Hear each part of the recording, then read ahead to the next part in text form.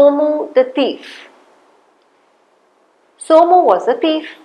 He kept a watch on houses to find out if the inhabitants were travelling and any house was going to be left locked up for a few days.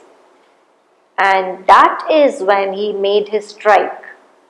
Somu had grown very deft indeed with his thieving skills and had managed to make a handsome amount of money with his burglaries.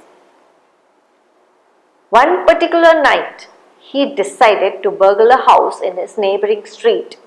He had kept watch and had noticed that it had been locked up for 2 days. And that night, even if it was very late, nobody seemed to be coming. He was confident that nobody would come too, as he knew people often arrived in the mornings from a trip. He circled the house and found a door that he could open after using his tools. He stepped inside and opened a cupboard. He found some money, and as he was counting it, the lights switched on.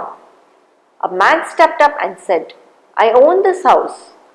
I had just entered when I noticed the side door opening and then saw you going to the cupboard." Somu stood stuttering in fright. He thought that the man would call the police and hand him over to them. He was so sure he would end up in prison.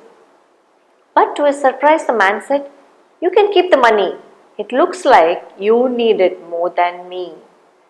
But when you rob another person of his or her money, will you stop to think that they might need it more than you? Many people will be saving up their money for so many desperate reasons. I hope you realize that the next time you think of breaking into a house." Now, after listening to this, Somu was indeed ashamed of himself. He vowed never to steal again and to make an honest living. Moral: a moment of reasoning can change a vice.